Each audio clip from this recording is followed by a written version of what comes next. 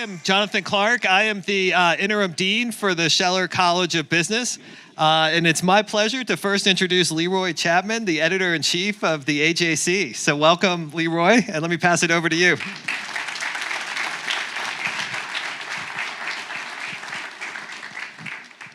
Thank you. So I found out just a few minutes ago that I was going to have to welcome everyone because I thought I'd be introducing the panel. So when you introduce a panel, you just read a script. When you're told you have to welcome people, you have to get up and say stuff, right? So I'm up here saying stuff, unprepared, which is kind of dangerous. And I kind of didn't know what I was going to say, but I decided to just tell you a little bit about my day. So I am new at this job, right? So I got named editor-in-chief in March. And thank you. Thank you. You guys are too kind. You guys are too kind. So my day started off as if you're in this job with meetings. So got to a meeting, we're growing, we're building at the AJC. We sat and talked about going fast, aiming high, right? That's really what we want to do. And this is all about the future, right? So the AJC is in the mode of securing its future. So I spent my morning doing that, but then I went to lunch with Ambassador Andrew Young. So I got summoned. So I don't know if, so I get summoned and I go to lunch and I spend 2 hours just listening to him. And I listened to him talk about Atlanta. And I listened to him talk about the past, but also heard him talk about the future. And he started selling me on this hydroponic farming that is, so I see some headshots. So I am not the only person that he's pitched this to, right? But what it brought home though is that, you know, Atlanta has this history that's steeped in the civil rights in business and a lot of accomplishment. And I'm sitting with the guy who brought the '96 Olympics and he talked about that. So our past is formidable. But we also talked about the future because I asked him just really what he thought about what was going on now and what does he think about the future. And I saw someone who was really optimistic about our future. And he, like me, thinks that Atlanta is capable of anything, that Atlanta is smart enough. It's actually rich enough, right? Because I'm sitting in a place that does nothing but produce people who go out and make a ton of money, right? Isn't that the pitch? Is that like an official like slogan for come to Georgia Tech? Because you can make a lot of money. Isn't that like the official pitch here? So it is. It's certainly, and I think well-meaning and I think well-intentioned, and I think there's enough of a community. This is a big city that has a lot of small town virtue to it. So the problems that Atlanta has are solvable. I think that the AJC is a part of it because we can convene people to have the right discussions. So part of what I want to do after having that conversation with Andrew Young is that he made sure that I knew that I have a responsibility. This is someone you're not going to have a conversation with without walking away understanding that you've got responsibilities to live up to. So he told me that my responsibility is to make sure that these big problems that Atlanta has, that we are in the middle of them and trying to solve them. That our job is to reach for solutions. So it's accountability, it's solutions. So we're here today to talk about the future. We have a great panel and a very special guest. So I guess to end this, it's two things. One, like I said, my day started with the AJC growing, investing and all that, and you will hear much more about that. And the other takeaway is that on some days, it's really cool to be me because I met Amy Webb and I had lunch with Andrew Young. That's pretty cool, ain't it? So we'll go ahead and get started. And I want to thank everyone for coming. You could be anywhere, but you chose to be with us, and we do appreciate it. So thank you very much.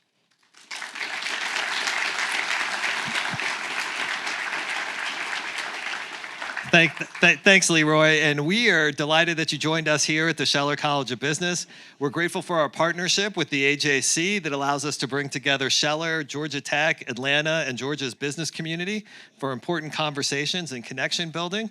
We're so delighted to have Amy Webb here with us, which is sure to be a thought-provoking conversation. And right now, though, it's my pleasure to introduce a panel of distinguished Scheller professors, and they will lead a discussion of AI and its impact on business. So our panel of experts includes Katie Badura, who's an assistant professor of organizational behavior. Her research focuses on leadership, emergence, and personality. And Dr. Badura investigates the process through which individuals emerge as leaders within organizations and how personality impacts employee, team, and firm-level outcomes. Eric Overby is the Catherine and Edwin Wahlen Professor of IT Management, and his research is centered around activities and processes that have traditionally been conducted in physical environments and shift to electronic environments. And he's highly published in his research. Karthik Ramachandran is the Dunn Family Professor of Operations Management.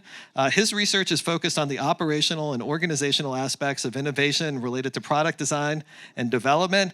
Karthik is also well published, and he's heavily involved in startups and with the CreateX here at Georgia Tech. And our moderator for tonight is Deven Desai. He's the Sue and John Stanton Professor in Business Law and Ethics. And prior to his time at Scheller, Deven was a litigator handling intellectual property and technology matters, and he was the first and to date the only academic research counsel at Google. And Deven's scholarship examines how business interests, new technology, and economic theory shape privacy and intellectual property. All of these faculty members teach in our programs throughout Scheller, including the Executive MBA, our Weekend MBA option for experienced professionals, and Executive Education Open Enrollment Certificates and Corporate Custom Programs. So with that, let me welcome the panel up on stage, and Deven, I'll turn it over to you.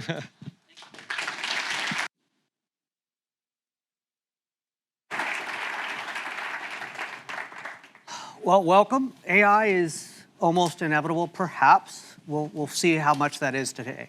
But we were talking about this, and Eric and I were going over this, and at one point he reminded me, yeah, but AI is an old term, and it's true. Some of you may or may not know.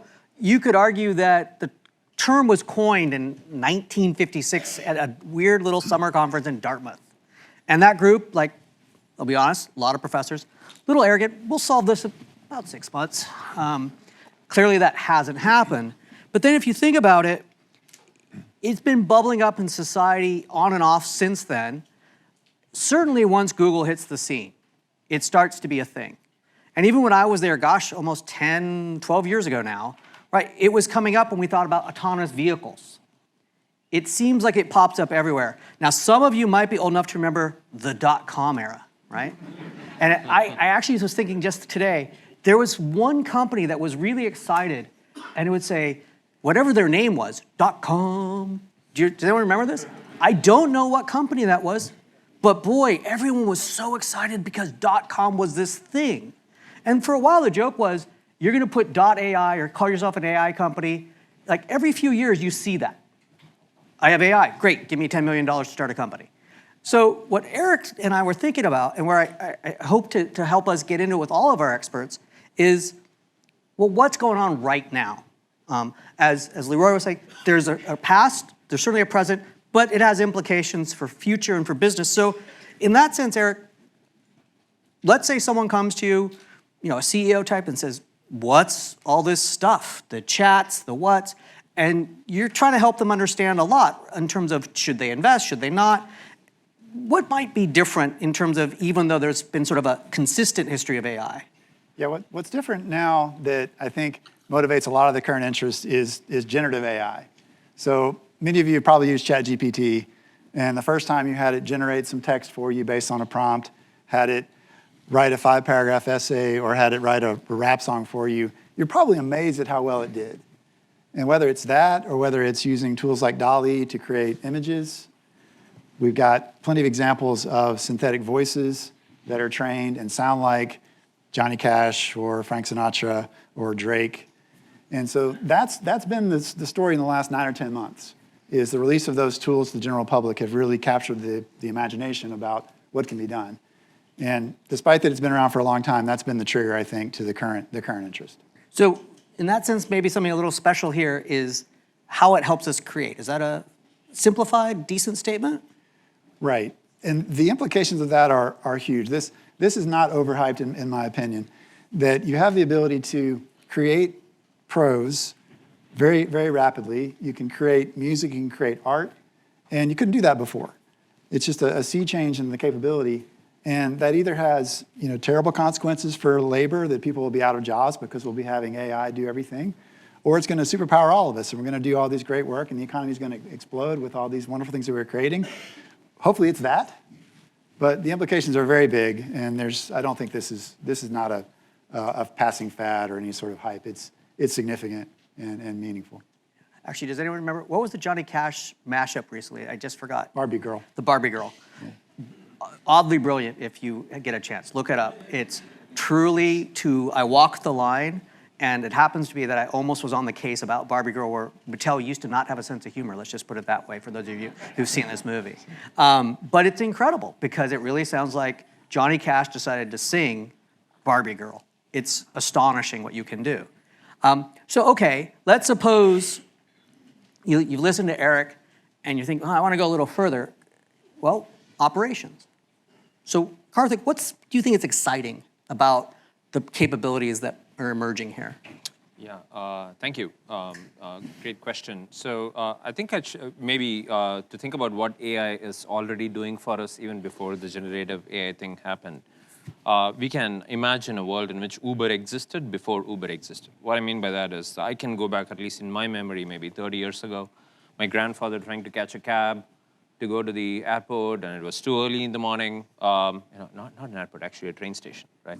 So he had to know somebody who knew somebody who knew somebody who had a car, right? That was Uber basically being done. I'm talking about 1990 India, right? Not quite hitchhiking, which oddly is what Uber is, right?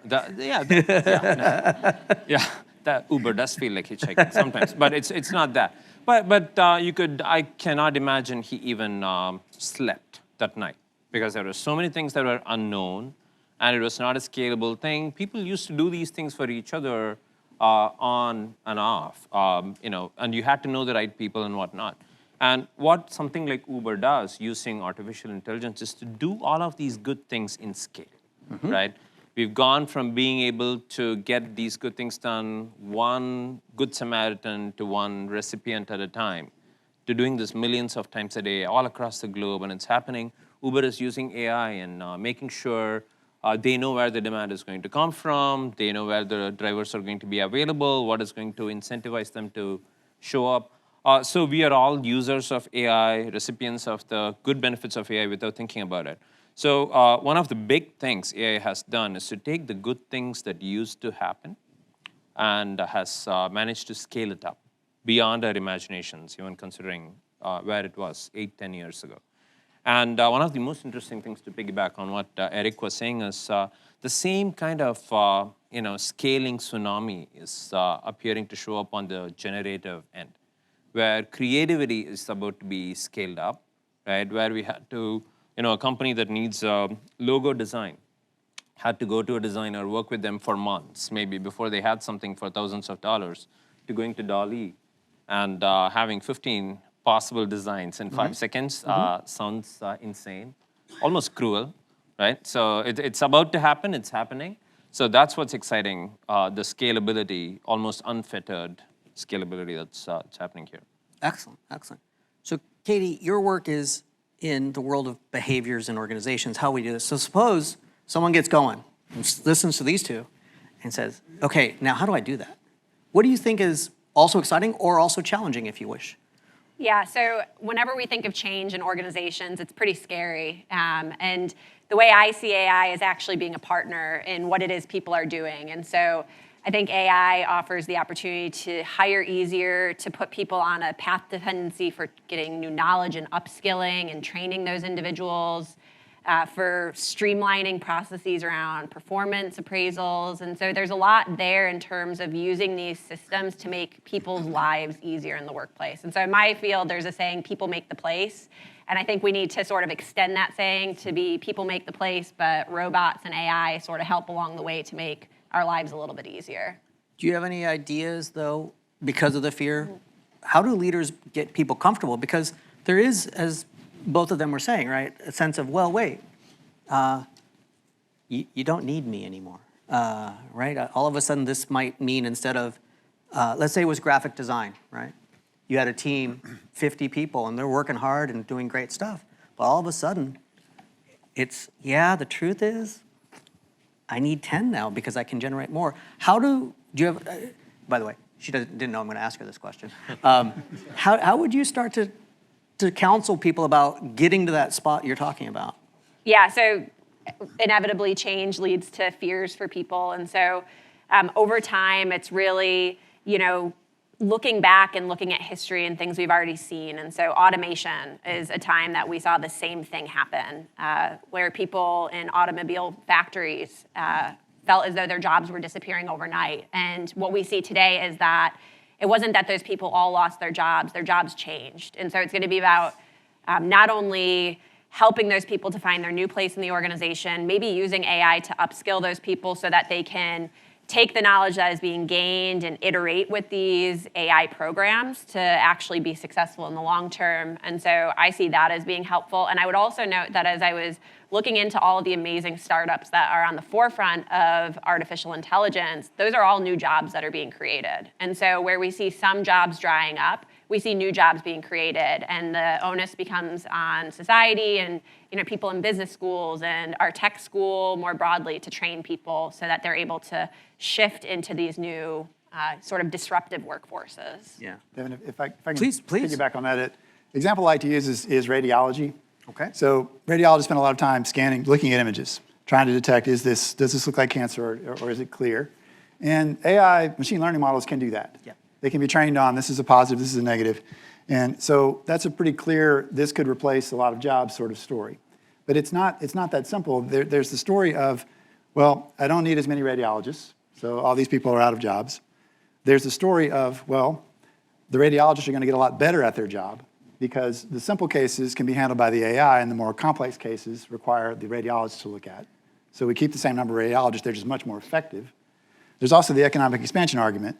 You take rural places all around the world that don't have radiologists, and they can't afford to put one FTE radiologist in that rural place in Mississippi, for example, or Georgia, or what have you. But they could afford to put like 0.1 across 10 places, and if the AI can basically, if it gets easy enough to do things because AI takes a lot of the work away, then we can do more of it in more places. Yep. And so now you can actually have a story where the economy expands, and we may need a few incremental radiologists to staff radiology units in places where we never would have had them before.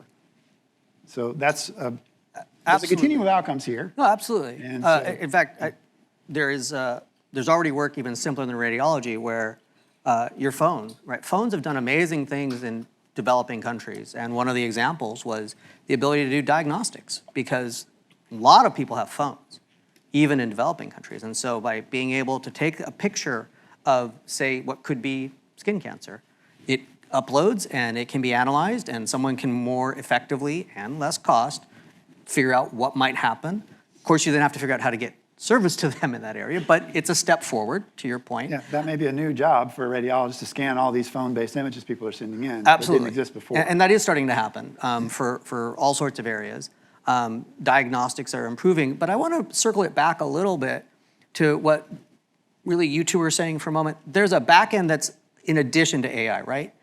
It's the digitization and the networking that allows this to happen, right? So all of that has to come together. And what we're seeing now is it's spreading, is something that I believe. Does that sound right to you in terms of, right, the earlier versions were actually really big. Let's put it this way. Right, Google's front page looks really simple, right? But I used to say, it's sort of like a race car where there's this beautiful, simple hood. But boy, what's underneath that hood is an incredible amount of hardware, software, and networking because people freak out if the search is just barely, I'm not kidding, when I was there, they'd freak out if it was even a fraction of a section off. But what we're seeing more and more, to when you talk about Uber, right? The AI is doing work, but it's all of that coming together that creates this possibility for services where they would never have been before. And the de-skilling from Uber, right? Remember, taxi drivers used to know where to go? Does anyone remember that? Now my taxi driver at the airport always is, just put in your address, please, sir. Right? I'm like, okay, that works. It's better than you trying to remember where you're going. And in addition, you know when there's traffic coming from Hartsfield to Atlanta. And I'm a much happier guy, right? I assume we all are. But there's that trade-off because the skills of the taxi people, you kind of need them. There's the back and forth. It creates new opportunities. So in that sense, Eric, let's suppose someone goes, I'm in. but there's so much that's possible. So how do you figure out strategy in terms of embracing, as Katie points out, there's so many startups, right? Everyone's coming at you. Fintech is out there as a similar parallel in my mind. Oh, you got into fintech. Which one? Ooh, did you get into the one with that guy? Ooh, bummer, right? So, and as a reality for a lot of business folks, I remember law firms are notoriously risk averse, right? Because we're risk managers. And boy, the one thing they hate is when young attorneys like, you need to get new software. Like, didn't we just do that 10 years ago? And it's like, yeah, things have moved quite a bit. So how do you start to figure out, as a business leader who's making purchasing or strategic decisions, what do you do? Which one might fit? Yeah, the strategy that I like, and I think an effective technique is scenario development, where you think about here's the different possibilities that may come about. Some of them I like, some of them I don't.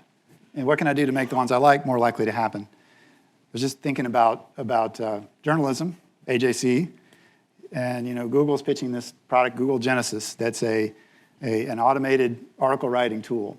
And they're calling on newspapers, maybe they've called on the AJC, but to say, we can help your newsroom be more efficient. You can create stories that wouldn't otherwise get written because this will automatically take information and make it into a nice story. So you can imagine a scenario where that's horrible for the journalists, where these things destroy jobs, they're sometimes wrong, so people lose even more faith in the Fourth Estate, and nobody pays for journalism anymore. You can also imagine a scenario where these tools really supercharge the journalist, and they can do much more impactful and deeper work because they're not tied up in the drudgery of the basic story writing. Well, that's a lot better. So now you've got two visions. What do you do to make the one you like happen? And that gives you a roadmap. It gives you the ideas on the sort of strategies you want to enact to avoid the bad and achieve the good. So I think thinking about these futures is an effective way to get your mind around what the implications are and what you do right now. Do you have a particular way you'd run those strategies given this audience, or you don't have to answer that one? So, I mean, I'm just a professor. I have theory. You're riffing on my favorite. I'm just the unfrozen caveman lawyer, if anyone remembers Saturday Night Live from decades ago. I used to have a real job, but now I'm a professor. Okay, but you're saying, yeah, you think through what it is you're getting and start to ask, is it actually changing up? And, look, there are definitely a lot of journalists in this audience, right? So I'm just curious. Do you see generative AI as horrible? Come on, it's like, look, I'm a professor and I call out stuff all the time. Come on, work with me. It sucks, right? Sorry, I just use the parlance of our times. No one thinks it's bad? It's both. Okay, good answer. It potentially could be, because once we stop creating and let the AI create, stop. Right. There you go, right? But I think this is what Eric's getting at, is it's the editors who will say, well, how is this a good thing? How does it keep people sharp? Does it actually mean that maybe what used to be classic beat reporting, even if it was a little rote, is no longer needed? But then, just like we're seeing with the writers and whatnot, there's a question. Well, how do you get trained? How do you actually keep your expertise? Right? The AI is going to open up stuff. Sir? I mean, in a way, if you look at it, it's no different when the car came around. Okay. Forces. All those people like, oh my God, I used to do forces. What am I going to do? Become a mechanic. Or I used to ride the forces of the Pony Express. You become the driver. Yeah. The idea is that it continuously evolves. The key element is can we upskill people faster? Absolutely. This is where I think Katie was saying it's a question of transitioning in life. You want it in? Yeah. Sir, and then in the back. So far in my business, we see generative AI kind of like Microsoft Office, right? It's making things faster. It's helping people who have expertise in certain areas get to solutions faster. It's Okay. not necessarily eliminating. Cool.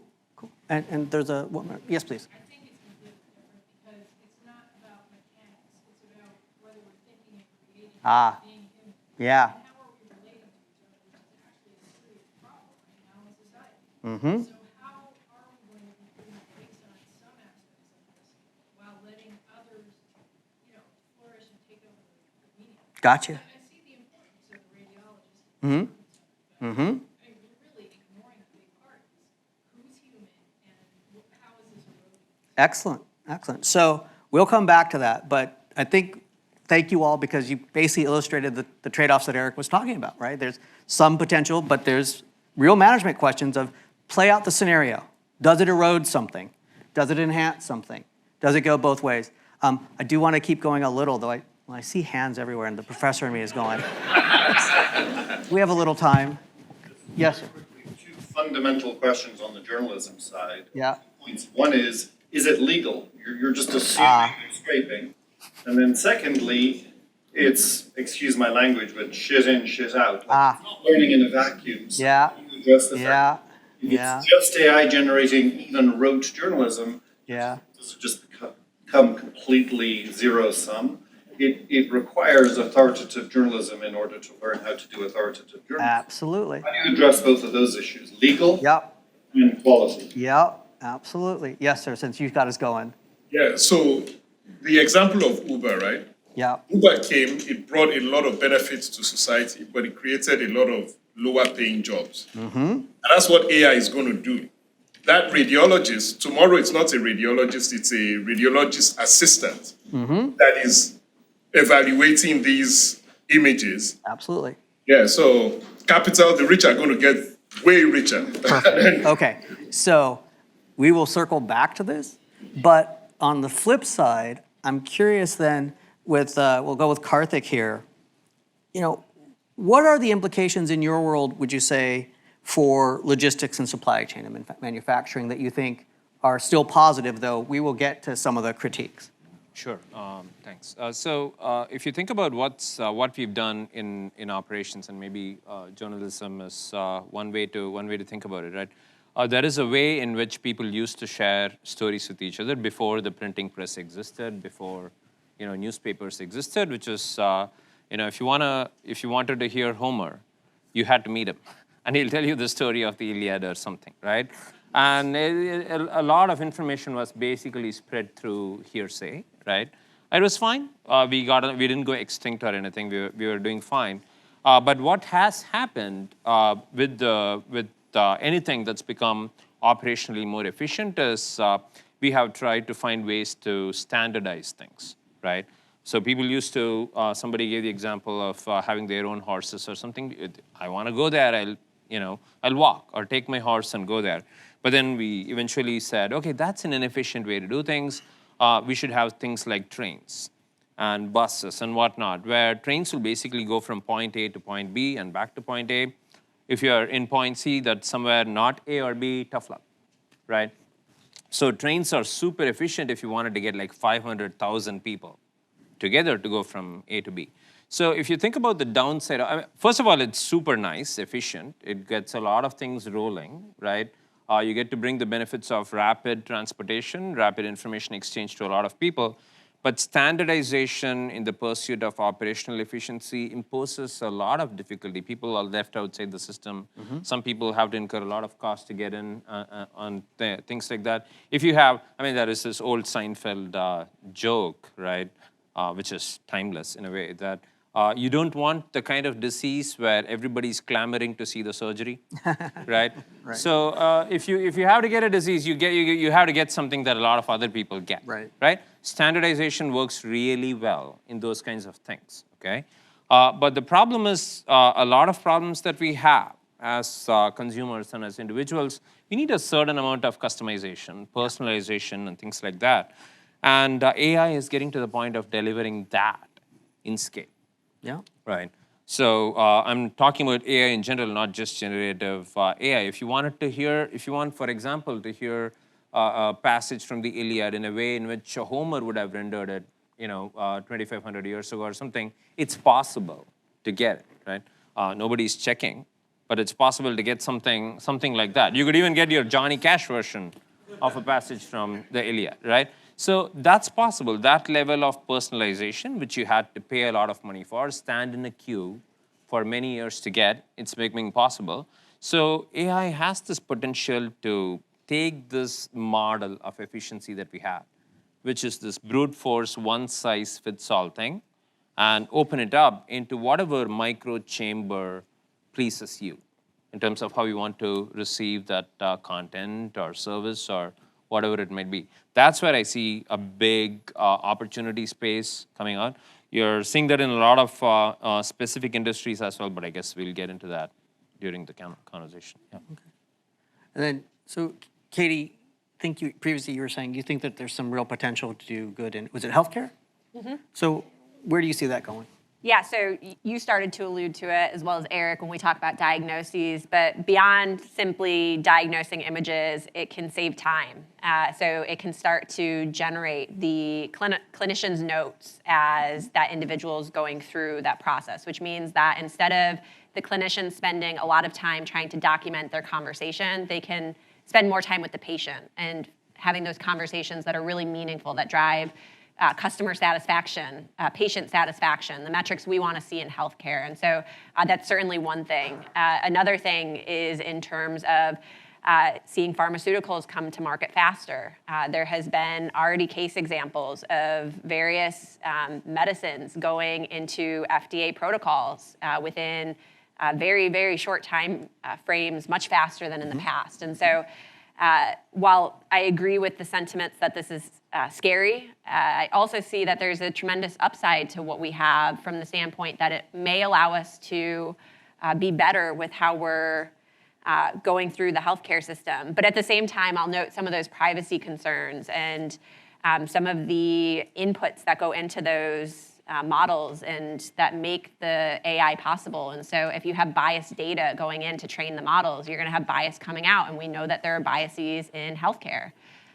We know that we have patient data that's predicted by HIPAA. And so we need to really be at the forefront of how we take that knowledge, how we use it, and make sure that we're always thinking about what's best for the patient while also thinking what's best for the organization as a whole. But we really need to stick with that patient-centered focus.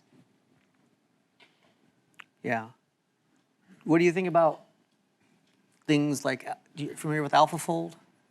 No? So the folks behind DeepMind who did, they're a subgroup of Google, they got famous because for a good reason, a lot of early AI was focused on playing games, right? So it was, can you beat chess masters? Can you start out with, and then a few years ago, people had a breakthrough with the game Go, which previously they said, no, you're never going to be able to beat Go. It's too cool. It's too weird, the permutations. And they figured out how to do it. If you get a chance, and no offense to our host, Ezra Klein does some nice work for New York Times, and his interview with the head of DeepMind is really cool. And what he pointed out is he used the technique of that AI to help pursue protein folding. So to what these folks are saying, what used to be an incredibly complex and just the scale, as one person he said put it, if you're trying to come up with a new medical protein, you could have a great career as an academic if you had 1 or 2 breakthroughs in a 50-year career or something like that. Now they're able to reduce the time it is to even identify where to look so much that the software is allowing perhaps bespoke medicine or breakthroughs that might be for the next, hopefully not happening, but possibly coming pandemic. Now those are different, right? Because what we're also talking about in the generative is how is that built? So I think what I was hearing, and I hope I'm not wrong, was right, AI is broad. The generative stuff, we really do want to talk about whether it was garbage or not. How does it affect labor and human capital?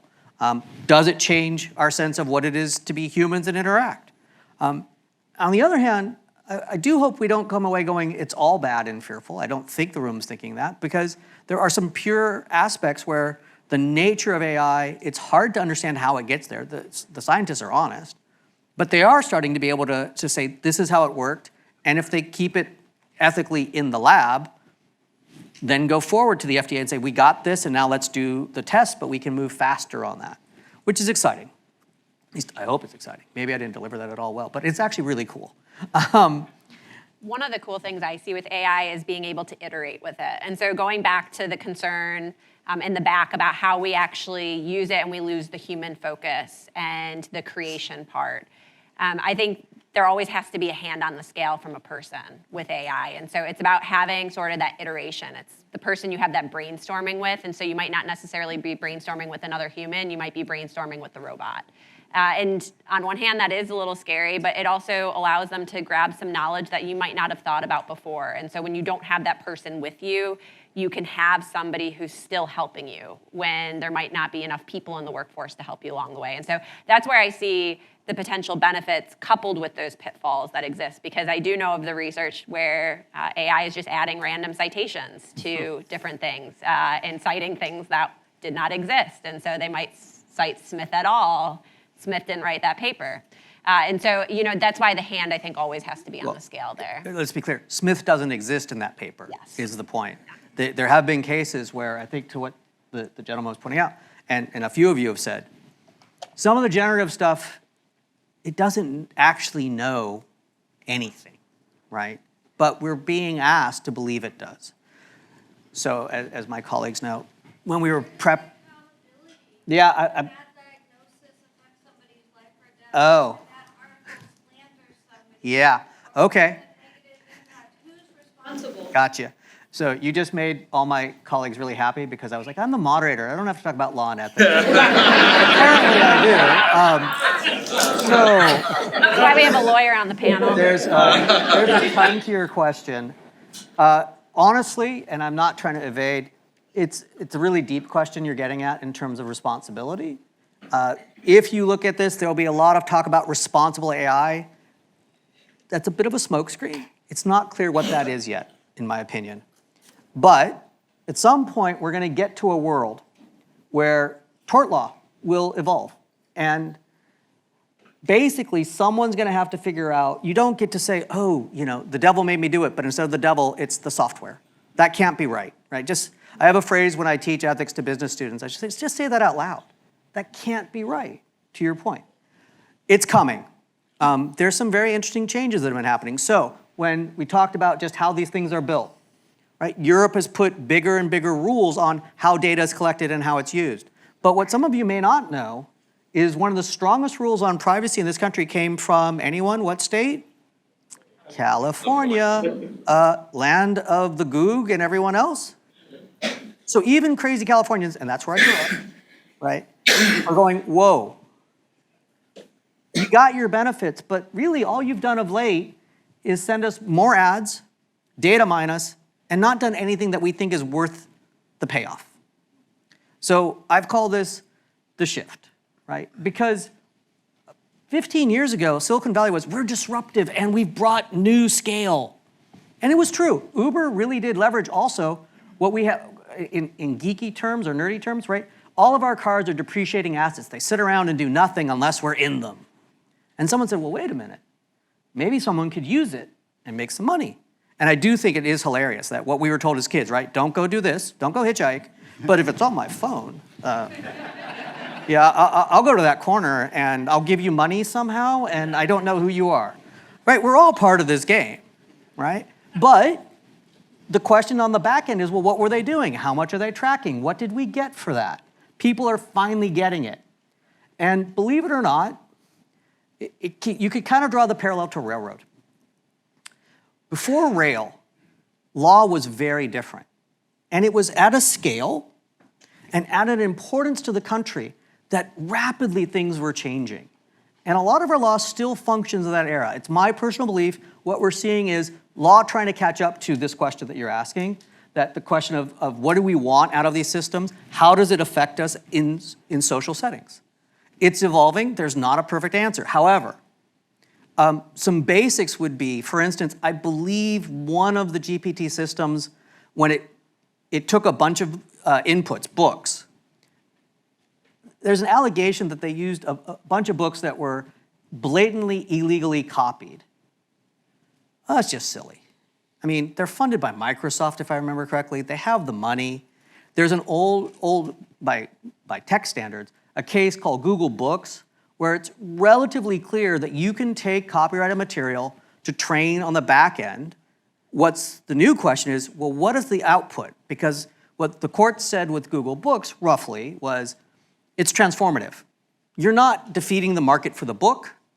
You're able to show snippets. It's enhancing welfare in that sense. But the book itself is the book. If people really want it, they still have to go buy it. So the court said, yeah, you're allowed to use that in the back end to train and to create this transformative product. The hard part with some of these generative issues is they're getting kind of close to saying, give me J.K. Rowling. And at first, a few pages, as I understand it, look awfully close. The thing about the nature of the software is, this room especially, very literate, within a few pages you go, okay, that's just gibberish. Right? It really does start to wander, because it has no clue. But the question there was, simply put, why are you taking data haphazardly in that sort of old, really bad model of Facebook, move fast and break things, when you've got legitimate data sources? Now, in terms of where it came from, New York Times just said they're putting up a notice, you can no longer use our stuff to train your software. Okay, there's a downside to that, right?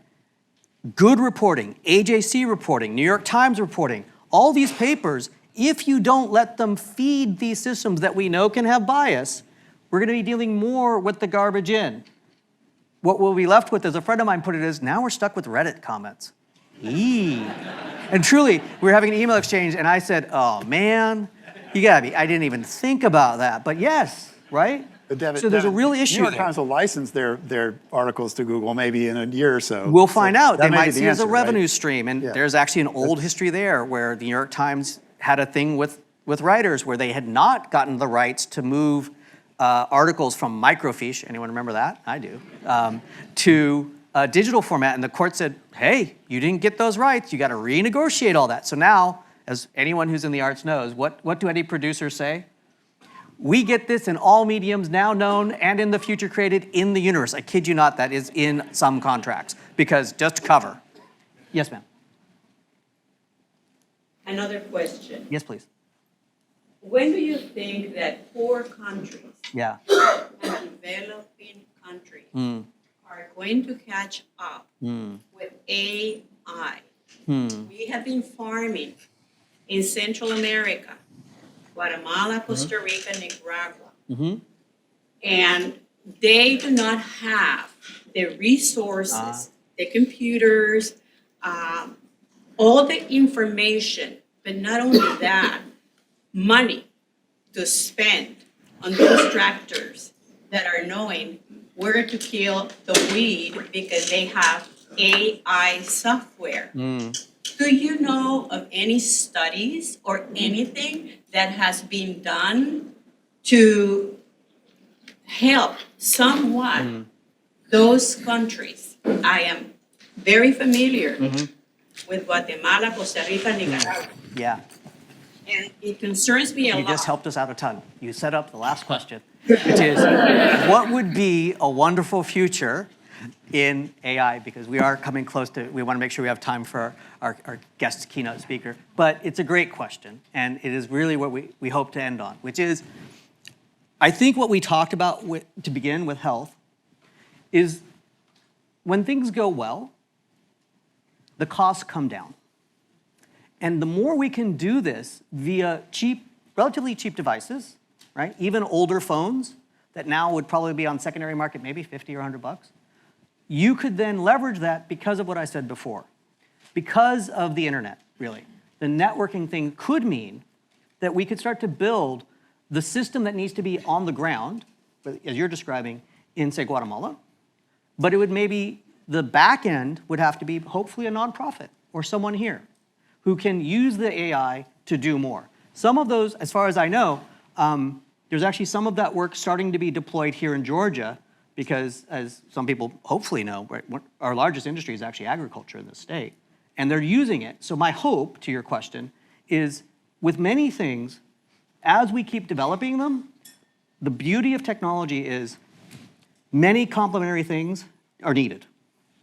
But the cost for the hardware, the software, the know-how actually drops very quickly, right? So these are the real experts on this. But am I getting this right, all of you, that's the moment of scalability because expertise and cost to do something drops and then the people who have access goes up, yes? Yeah, I think it's again. Thank you for that question. So some of the benefits of what's happening with the use of AI in agriculture and all that are already available, right, in some of these developing countries. Whether or not they have deployed it, I don't know. But what I mean by that is you could now download an app on iOS and Android, for example, that will tell you exactly what species of plant or weed you're looking at, right? And you can go back in time. It's always useful to think about the counterfactual. What did we have to do before we had this kind of insight was to basically take a giant can of whatever was the powerful version of Roundup or whatever it is that you got locally and just carpet bomb, right, the field you are farming in, right? And with the kind of insights that you can get, and these are models trained elsewhere, and all you need is a smartphone, you can now figure out exactly what dosage of what chemical you need to apply on the field to improve your yield and productivity. This is not an AI-enabled Caterpillar tractor or John Deere tractor that you can make in scale and cheap and deliver to Costa Rica. That future is way out there for many reasons. We'll not get into that. But right now, the benefits of AI, at least the first 50%, 60% of the benefits are already available. It has all kinds of implications because you don't have to spend that much on fertilizers and anti-weed agents, right? It has sustainability benefits, right? You don't have the same kind of soil and pollutant runoff from farms. And I think somebody mentioned hydroponics earlier. You even get to sense what's going on in terms of moisture level in soil and all that, and control how much water you use and when to use it and all that. So many of these benefits are already available. Whether they are deployed or not, it's a totally different question. There is the economic, socio-political reality of what's happening in these spaces. But it's almost impossible to keep these values hidden forever. And right? to your point, I think it also enables companies to save time and money of workers and to take that and invest in other places. And so I think more and more we have companies that are interested in having an impact socially. It allows them to have corporate social responsibility. And so being able to repurpose what they were doing in their nation and being able to go into a new location and improve the lives of, say the coffee industry, right? Being able to offer fair wages and things along those lines. I think that as you have companies, even here in the US, free up some of those resources, they're able to reinvest in places where the things that they're doing directly impact those communities. And so I think there's sort of these residual benefits that happen even from what's happening here in the US into other developing nations. We have just a minute or two. Eric, do you have a wonderful world future, or you don't have to? Yeah, I'll get the wonderful future version. Okay. And I'm pretty optimistic. I'll try to stay optimistic. So one of the things that'll happen is you mentioned access. Things get easier to do. And the positive spin on that is we can be more creative in less time, produce more output, and there's ways that can expand the economy. Historically, you look at the amount of work people did per day, or per week, and that's gone down dramatically. Yeah. The 70-hour work week was a thing. Now it's a 40-hour work week. And that trend should continue, and that's a positive too, that we'll have more time for other pursuits. And also, that will create other types of jobs too. So if you look at the trend line on, say, professor jobs, they're going up because people have time to get master's degrees. So please come and get a master's degree. And they have time to do more coaching. Like baseball players are better now because there's a lot more jobs there. So there's that story to tell, which I think is valid. And we're pretty good at finding work. Historically, tech destroys jobs. We find new ways to work. We find new types of jobs. I think that's going to continue to hold. It's hard to envision what those jobs are, but that's always been difficult. I think we find ways to keep ourselves busy and do productive things. It's sort of an innate human thing, and it's very well incentivized in our society. So I think it'll be okay. So for me, it's all of that, but it's also work by people in this audience, AJC, to also hold up the candle and say, well, wait, what does that look like? Katie talked about this for a second, but the fancy terms here, right? Upskilling, human capital, simpler, and it's actually become a big part of what I love about Georgia Tech, is we're really focusing on the notion of lifelong learning. And so I think the beauty of these technologies is that it will open up a ton, but as people in society, as business owners realize, well, what does it mean to work with people and not just look at us as basically resources from which everything is extracted, be it our data, our creativity, our labor.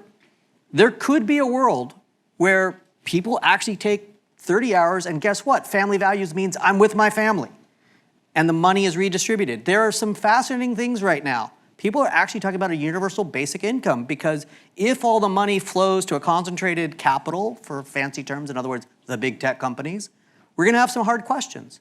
And what's really fun about being here is there are people who talk about, well, what would a real tax policy look like? What does it look like as America, as we have responsibility to ourselves and, I think, still to the world, to take these things and turn them into total positive? It's a really good debate that's going on right now. People are actually questioning all the old basics of just maximize profits. And really, without reporting, without schools, in my opinion, and this sort of event, which AJC is pioneering, we don't get to have all of that question. It's a good future, but if we sit back and think someone's going to do it, it's not going to happen. And with that, if you don't mind, since I was on a rant, I'm going to say thank you.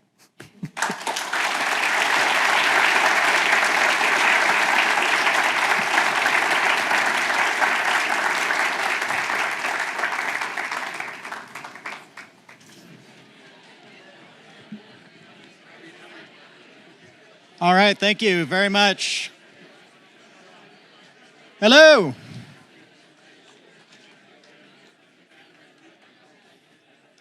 All right, hopefully we're all settled in our seats. Good evening, my name is Scott Truby. I'm the editor over the AJC's business, climate, and environment coverage. And it is my pleasure to introduce tonight's Fireside Chat with Amy Webb. Amy speaks at conferences around the world and releases her Emerging Tech Trend Report each year at South by Southwest to very enthusiastic crowds. She advises diverse groups from Hollywood to the CEOs of Fortune 500 companies, senior members of the military, and leaders of central banks.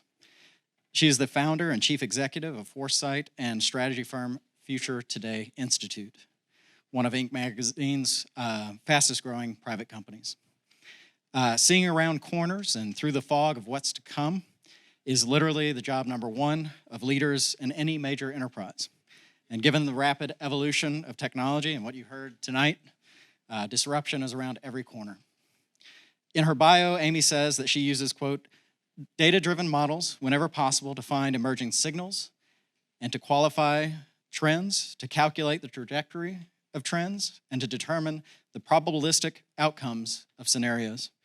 She goes on to say that the scenario planning that she does involves world building, creativity, imagination, and that she likes to deliver plausible ideas about the future that are rooted in what we know to be true today.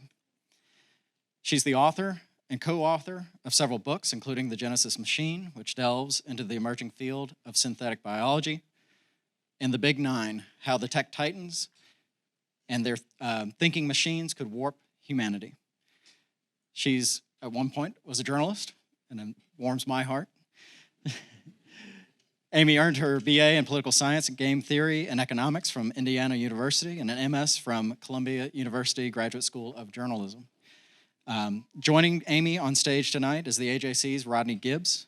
Rodney is the Senior Director of Strategy and Innovation and leads our live events programming, which aims to convene vital community conversations on matters that are important to Atlanta, to Georgia, and beyond. In his role, Rodney also leads the AJC's newsletters, video, and podcasting, and our AI initiatives. Please welcome to the stage Amy Webb and Rodney Gibbs.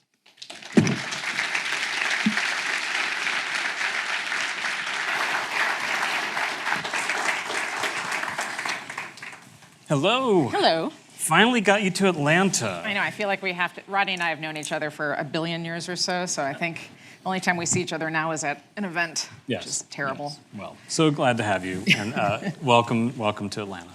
So you mentioned earlier you have a kid, and I have a kid, and he might even be here somewhere getting embarrassed right now.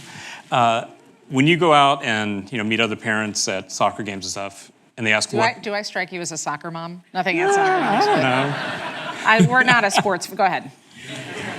You do bike quite a bit. My husband's best friend is sitting in the back of the room. My husband and I are very competitive cycling-wise, but we're off subject. You continue. Okay. Okay. When you take her to the neurosurgery gala. Yep. It's on brand for us. Yeah. Yeah. And you meet other parents, and they say, "Hi, I work down at the so and so," and they go, "What do you do?" Yeah. What do you say? How do you explain your job? I normally mumble. Do you want are we being recorded? This is terrible. I will tell you what I actually tell them. I usually tell them I'm like middle management insurance because I don't feel like explaining. And like, I love insurance people, but just nobody cares when I say that. You just want to shut it down? Is that? Sometimes I just don't feel, I'm not feeling it. But I know what you're asking me, so I will therefore, because you probably want to know what the hell I do too. So, right, so what's my job? We do very long-range scenario planning. So that's no different than strategy. The main difference is that we're just going further out into the future and we're dealing with more variables. So traditional corporate or government strategic planning is on a very short cycle from my point of view, 2 years or so. And most of that is gonna funnel into financial decision-making or organizational management, things like that. We are doing the same type of modeling, but we are using more variables. And the point of our work is not to prepare people for everything, which means I'm very good at math. The math doesn't work out when you're trying to predict the future of anything. So anybody who read any of you from Goldman? Whatever, I'm gonna say it anyways. The big Goldman report on the future of AI, and here's all the jobs that are going away, and here's all it's bullshit, because there's no way to predict that at the moment. So the job isn't about predictions, it's about preparation, which means that our scenarios are designed to help mostly very large organizations figure out where to put their next $1 billion. So like, what's the big bet, or what's the catastrophic existential risk that we have to mitigate? Yeah. But do you see how long it took me to explain that? So I don't want to bother sometimes. So I just, or if I say futurist, then that like invites, and futurist is kind of the colloquial term, it's strategic foresight, but so like I'm like middle management insurance. And then we're done. This is like your James Bond cover. I like this. Yeah. This is good. Yeah. Let me say just a note on how we're going to run this. So we're going to talk for a while. You have some thoughts on Atlanta. I do. You're going to share with us. And we will have Q&A, but we're going to hold it to the last 20 or 15 minutes or so. And we do have microphones that will run around, I believe. So we are taping this. We'll X out when you talk smack about Goldman Sachs and things. It's true. It's already happened. It's right. going to happen all night long. But so the questions are recorded, and everyone in the room can hear. Please, try to grab the mic. Okay. So you've established who you are, and one more thing. Sorry, before we get into the meat of the stuff, like, tell us quick, how did you get into this? Like, you didn't go to college to do this, right? No, I mean, interestingly, so I developed and teach the MBA program in foresight at New York University, so NYU Stern Business School. Now, my background's game theory, and from my point of view, so a lot of game theory is simulating all these potential possible outcomes based on what you know. Journalism, which I kind of fell into by accident, is reporting on what you know to be true. So on the one hand, the first part of what I was thinking about was how to know what I don't know. So that's what are the unknowns. Journalism is what you can know, right? Because that's reporting on what's happening. Combine those two skill sets, you have the ability to explore what cannot yet be known, but with the right planning, can be imagined such that you make better decisions in the present. Right. Okay. Yeah. I mean, and I got sick of journalism. I just felt like things were not moving in the right direction, and 25 years ago, and I could not stomach watching the industry capsize because of ineffective long-term business planning. Oh, okay. Atlanta knows nothing about that. I know. No, not at all. And we'll get into journalism in a bit, but why don't we... good.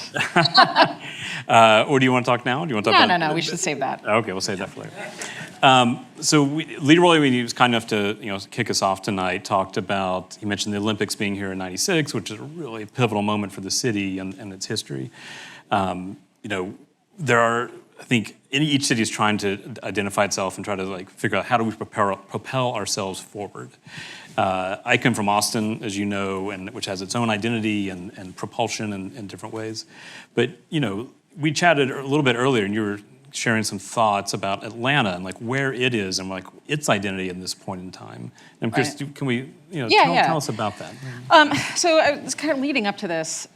I was thinking a lot about Atlanta. So there's this paradox that I'm observing here. So on the one hand, if you look at BLS and U.S. Chamber of Commerce data, the state of Georgia comes in pretty low in terms of availability of the number of the labor force and the available jobs. So I think it's like you've got 67 people available for every 100 jobs that are open, which means that you have a workforce problem here. I don't know that that is an accurate depiction of what your real situation is, and sometimes that's because the data don't get reported correctly. Mm-hmm.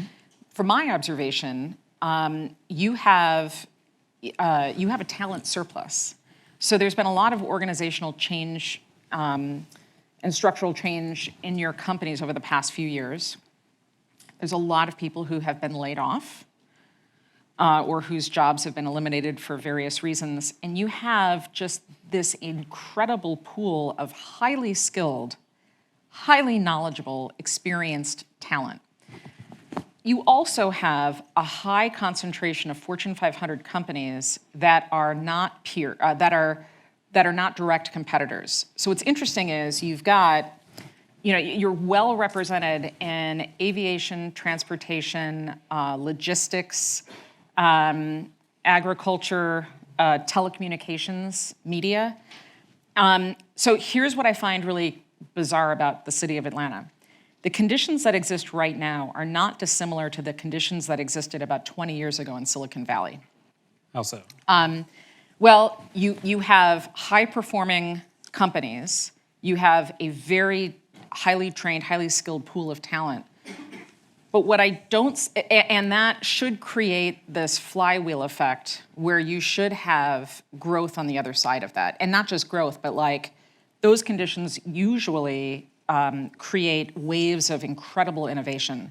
I don't see that happening here, and I think partially that's because you have market leaders in certain industries, and when companies are market leaders, they only look at their peers or their very near peers for pace setting.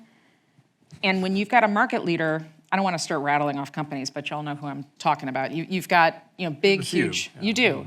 Mm-hmm. The problem is they stop doing long-term planning because they see themselves as so far ahead of their competition, it's not as necessary. That creates a condition where outsiders come in, see vulnerabilities, and disrupt. Mm-hmm. So what I see happening in this city is you should be a magnet for outside investment. You should be the place where, it's a transient workforce right now, post-COVID. Mm-hmm. People are going to Austin. Right. They are not coming to Atlanta.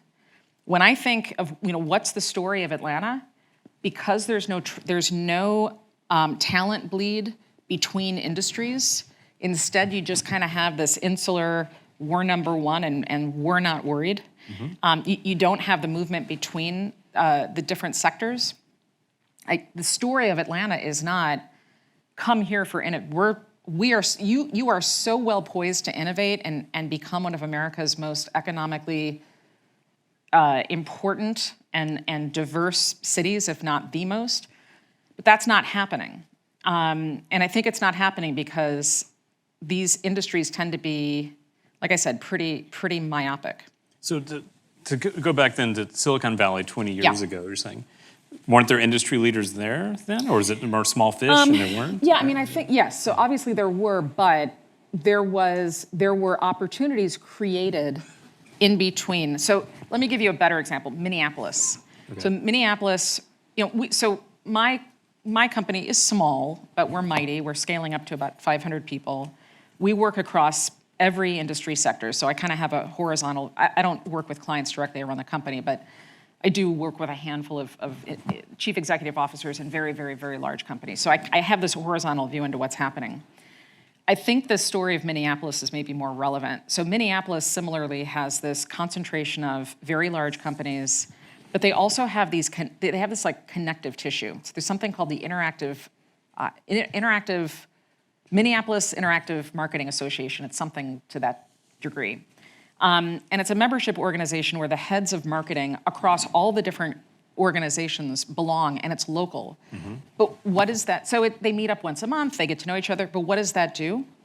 My God, the learnings between 3M and Best Buy and General Mills and, and United Health, they all the marketing people get together all the time. So they sort of share information and knowledge and innovations. And when somebody goes looking for another job, they're not like, oh my God, I have to stay in Atlanta because that's where, what am I going to do? I had the job at this industry and now I don't, you know what I mean? Right. Instead, it's like, oh, I've got transferable skills and the knowledge that I picked up at company A, I can help shape company B, even though it's in a completely different industry. I feel like that and that is what propels communities into the future. And honestly, it's that outside-in perspective that business executives crave and they need. I do not see that happening here as much, and I think that's an opportunity, or it becomes a liability at some point. I assume it must be more than just marketing people getting Yeah, together. of course. Because there's tech, Yeah. there's investment, there's other things. Right, but is there an R&D department at AJC?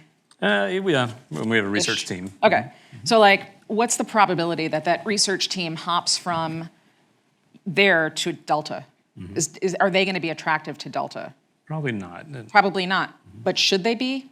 Maybe. Probably so. Right. And if the R&D team, if somebody from the R&D team was like, I'm looking for a new challenge, would the AJC look at somebody coming from Delta?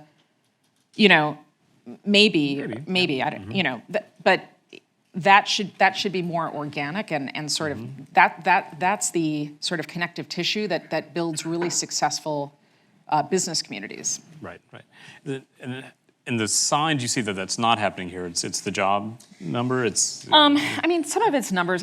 I know a lot of people here, Yeah. and we do some work here, so this is my opinion. But we asked you here for your opinion, so that's good. Some of the, you also, listen, Georgia Tech is a phenomenal university too, so it just feels like this is a very siloed place. Right. More so than other places. But I think if it was me, I would look at that as an opportunity to grow.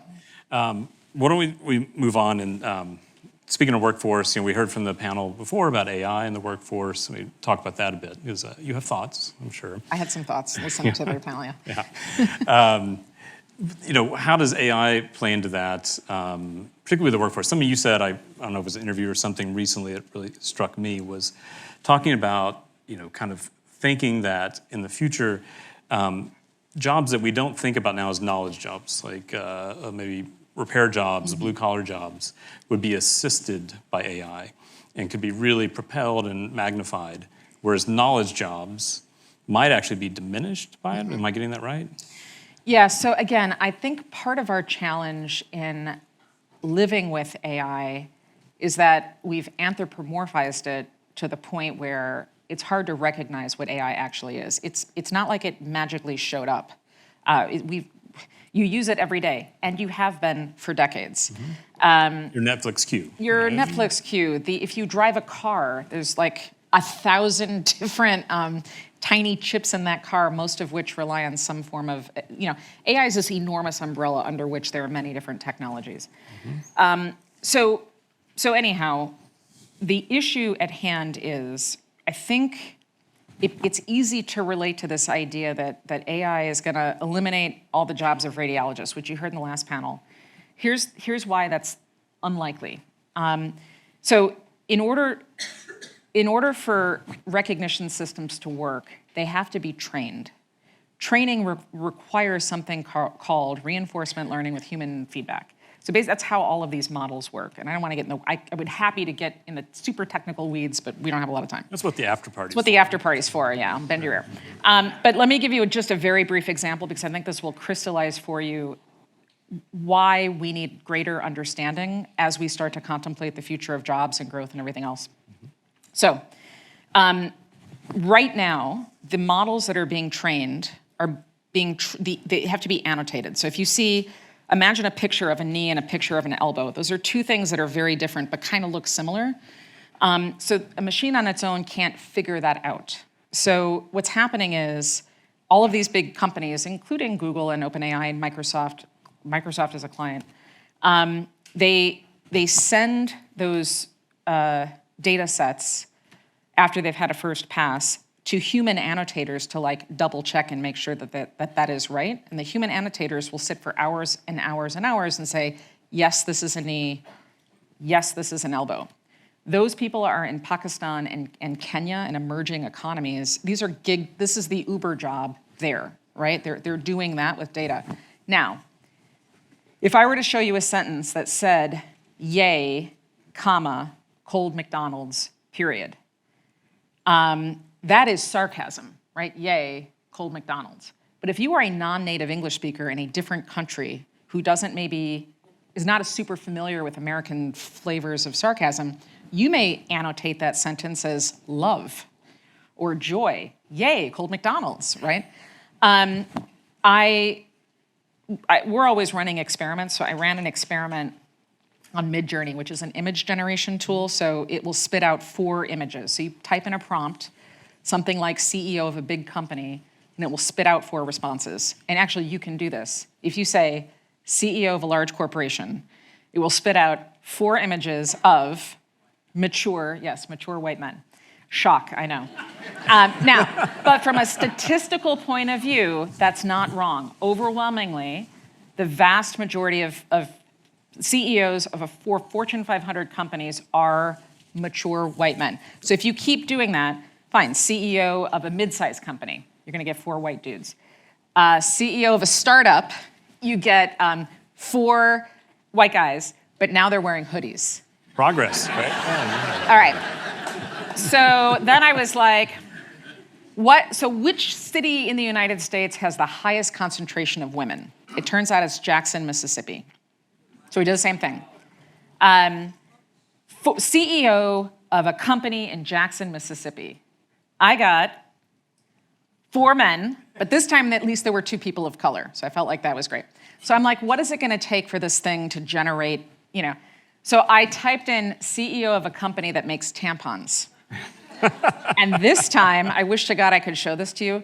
This time, I got 4 white men, but now they're holding things that are like, there was one that looked like a mop. It was like a shower, imagine a shower cap that's like pink and blue, but like stuffed full of cotton. Like that big. Like a baby. And then the other one was like a rocket. And you're like, yeah.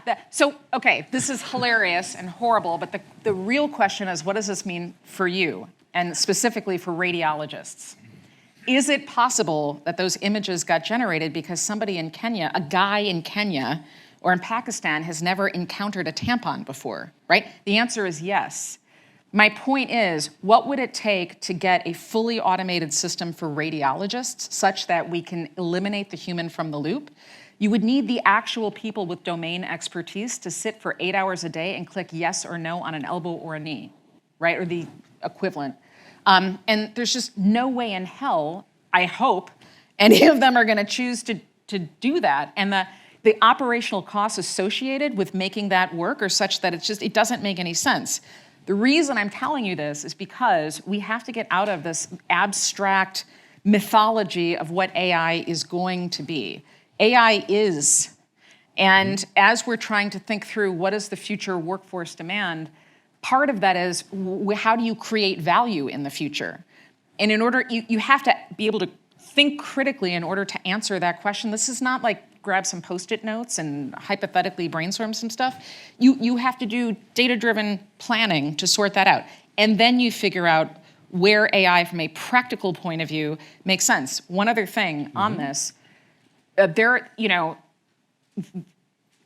guess I'm gonna smack talk Gwyneth Paltrow, which I guess is gonna have to be okay. Every AJC event we do, yeah. So. You guys know Goop? Mm-hmm. Okay, so like, for those of you who don't, this is a very sort of, and I apologize to you if you're a Goop person, I'm not really though apologizing. This is a very snake oily kind of wellness products that will make you live longer and stronger and whatever else. There's a lot of Gwyneth Paltrow right now selling AI. There's a lot of it.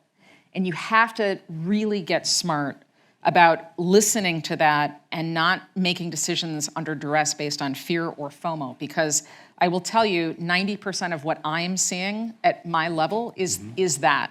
These are very smart, capable executives who are freaking out. And I guess now we can talk about my warm, fuzzy feelings about the AP and their decision. Sure, yeah. You want what do you think about that? Tell me, about Rodney. AP. I don't want to make any enemies. Like Yeah, I feel like you should probably not speak. Yeah, why on. don't you share your thoughts? But I feel like I can speak for both of us. So, But you might need to set it up because there are a lot of journalists here, but there aren't, All right, so I've seen a lot of catastrophically bad decision making as of late with OpenAI and AI in general. They're not the only. They're the AI company that everybody wants to take to prom right now, but they are certainly not the only company out there.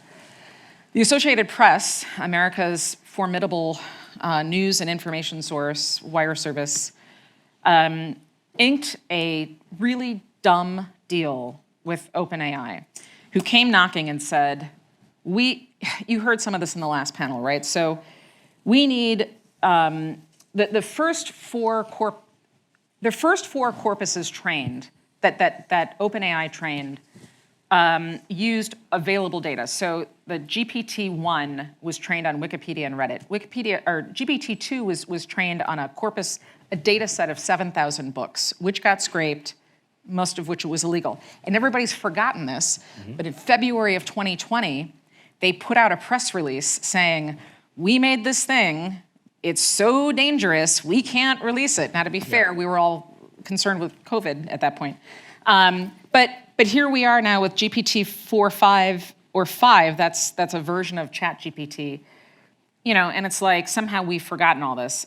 I'm totally off track. But we're so they came to the AP. News organizations have struggled to flourish because for an unforgivably long amount of time, slightly pre-internet, there has been no effort to radically reimagine the business model for news. You are one of the people doing that, you're awesome.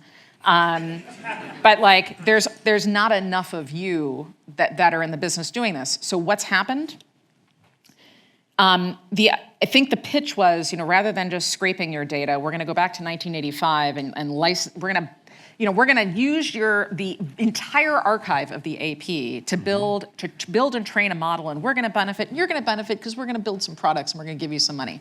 Okay, once you give it away one time, you have lost your ability going forward to do anything else. The model just gets trained, and then the thing that you hold scarce, you've lost. The scarcity doesn't exist anymore. The content that you created. Correct. Right. My point being, does AP have a 10-year plan outlook that is tied to actual numbers on the financials that says here's how we leverage this partnership?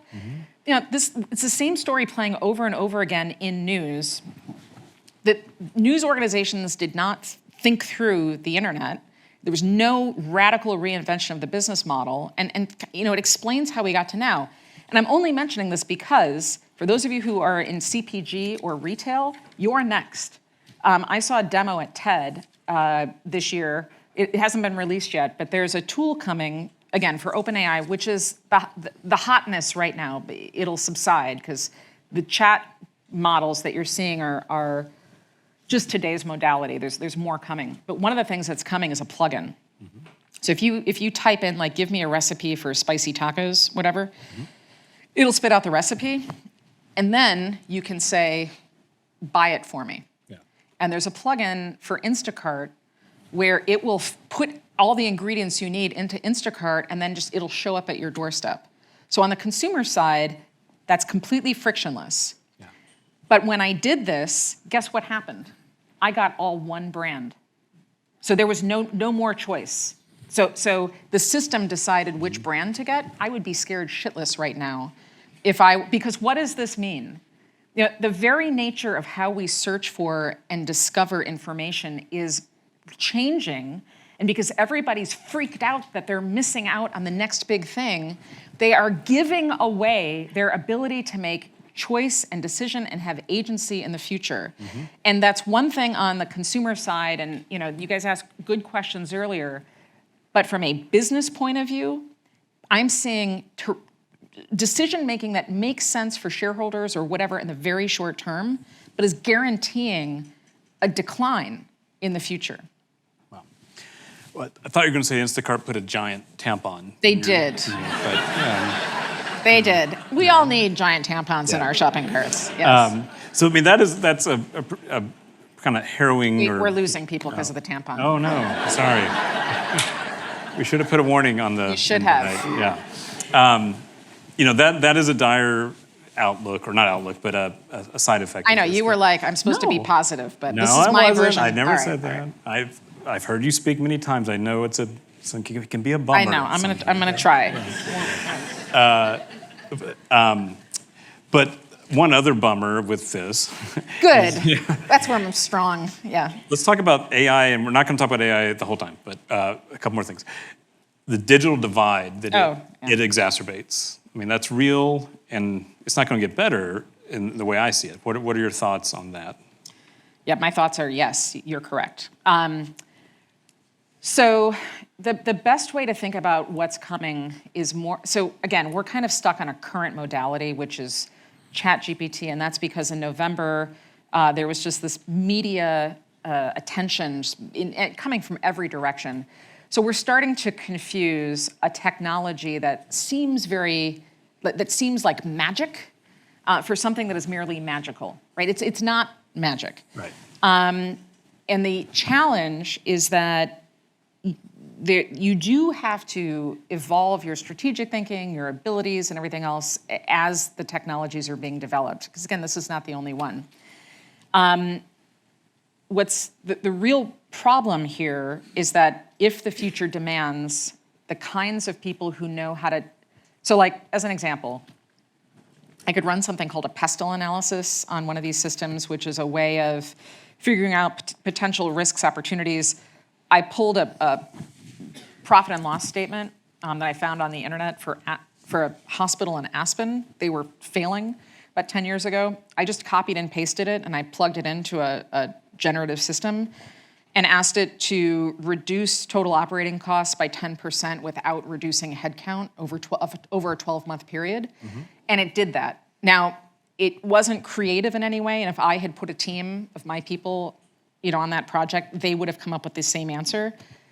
So the good news is I was able to eliminate the obvious stuff, the obvious sort of grunt work, which would have then opened up a team to say, great, we've already done this analysis, we know this now. Now let's really figure out how we solve this problem. But if you don't know that you can even do that, then this is not a useful tool. Much like paper. This is a tool that got invented 2,000 years ago in China. And because of paper, literacy spread. It created entire economies. But if you're not literate, then this is not super useful to you, much like a calculator isn't useful to you unless you know basic math. Mm-hmm. So you have to start developing some basic skills, but Atlanta is, like many American cities, pretty divided. The wealth divide is horrific here, as it is in many cities, which means that kids who are in wealthier situations or they're in elite private schools or whatever, they're going to have access to play with these tools, see what they can do, gain knowledge through trial and error. Mm-hmm. And everybody else who doesn't even have access to broadband on a regular basis or computers will not have experienced any of this. So like if you start to play that forward, again, my point of view is that the city should be should be incentivized to solve for that now, because you create a future economic problem. Mm-hmm. Right. And also it's like bad for people. It is. Yeah. I mean, I was reading this book, I'm sure you know him, Darren Moglu. Anyway, but talking about the future and the rapid change, and it kept coming back to choices. We have choices. And I think I've heard you talk about this. Like, as we're thinking now, looking at these different roads we could take, and you're talking to CEOs, and you really have this perch that a lot of us don't have. What kind of, how would you advise people like me, like us, who maybe have a little bit of a narrower view, but we're trying to figure out how do we steer towards the desirable future versus the catastrophic future? So, I think the biggest challenge right now is that it feels like, especially with regard to AI, but there are other frontier technologies. If you feel like you've got a headache right now from AI, just wait. There's something called synthetic biology around the corner that's going to make your head hurt much more than it does right now. It's like if you can, here, let's do it this way. It's like an allergy. I found out I had a latex allergy somewhat accidentally. So Steve's father, this is my husband's friend sitting in the back of the room, his dad was an allergist and saw me after I was trapped with my in-laws in Puerto Rico in a hotel room, totally against my will. I saw that sitcom. That was not that. It was horrible. Everybody was asleep. This is when my daughter was like 3 and her cousin was 4. Everybody's asleep. I guess I was babysitting. My mother-in-law went to some stupid dollar store and bought balloons. So for like 3 hours, I made like an entire balloon animal petting zoo just because I didn't know what else to do. And my lips were tingling and my eyes started swelling up. And my husband, who's an eye doctor, came out and was like, and I was like, I think there's something wrong. And he goes, yeah, you're having an allergic reaction. Let me get you some Benadryl. You'll be fine. And his father, who's also an optometrist, came out and he was like, oh, it looks like you're having a reaction. At this point, I'm like, I can't see anything at all. Brian's brother comes out and was like, holy shit, you've got to go to the emergency room. What's wrong with you? Anyhow, the reason I'm telling you this is because it's exposure, like little by little by little. I guess I made my allergy worse through exposure, but I guess if you have a peanut allergy, this is the key to long-term thinking is orthogonal. Seems like it's going nowhere, but it does, I promise. Like if you have a peanut allergy, you're supposed to like little by little expose yourself so you don't shock the system. I should have little by little exposed myself to latex rather than being forced by my mother-in-law, like being jailed by her in a tiny room in Puerto Rico with a whole bunch of latex. So that was a shock to my system. So you all are having latex allergy that I had, and your face is swollen and you can't breathe, and now you have like serious issues and maybe PTSD, possibly from this panel. So you want to expose yourself to AI stuff. Little by little by little without taking it all in at once. And you need to find the right sources to do that. And you need to start asking realistic questions like, what if? So don't jump to the future where Hal or pick your favorite enemy from the AI frontier, whatever science fiction you've watched.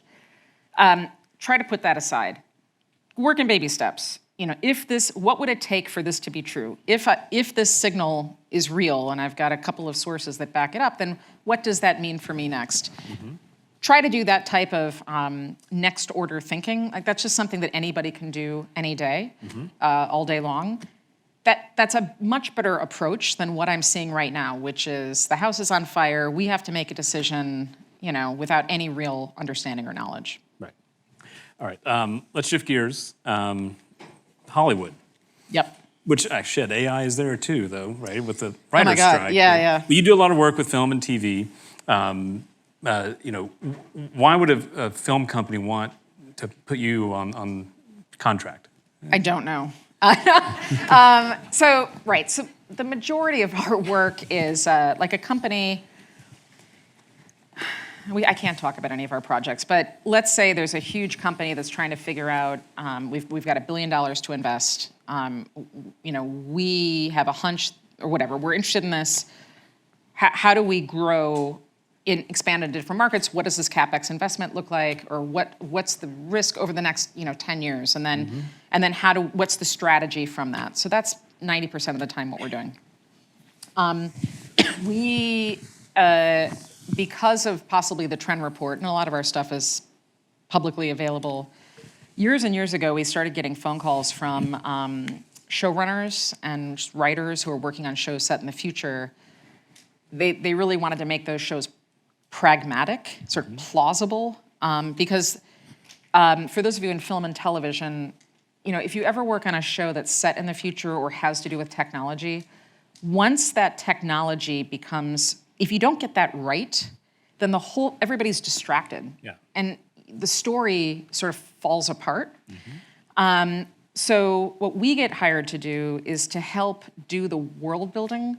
So like, how can we get things right enough so that everybody immediately is at ease in that future, but the fact of that future is not distracting.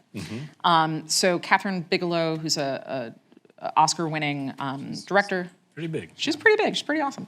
So we work with her. She's got another project pre-strike. It'll pick up again once the strike is over. But work with her on some projects. I worked with Bo Williman on The First, which was Hulu's big streamer and nobody watched. Did any of you watch it? Cool. It was billed as, so Bo Williman is the House of Cards. He brought House of Cards to the screen. This was a show that was intended, it was billed as like the first humans to get to Mars. In fact, it was about the process of trying to get to Mars, so it was more of a political drama kind of thing. But it was set in the year, I think, 2035. So we made choices like, and this was several years ago, but nobody has a phone. Everybody's wearing some type of connected device, and actually some of that you're now starting to see, so that's why they call us. Did I answer your, I need shorter answering for the questions. No, that's good, that's good. Well, let's bring it back to Atlanta. You know, film and television is a huge business here. We're all, you know, most of us, I assume, are film and TV fans. Like, what are you seeing that could affect either the way that we are investing in producing content, or as consumers that it's going to change how we sit on our couch and ingest it? Right, so I did, about 2 weeks before the strike, I did get 2 phone calls from executives asking how ready was some of this generative AI stuff, with the implication being, do we really need all these writers?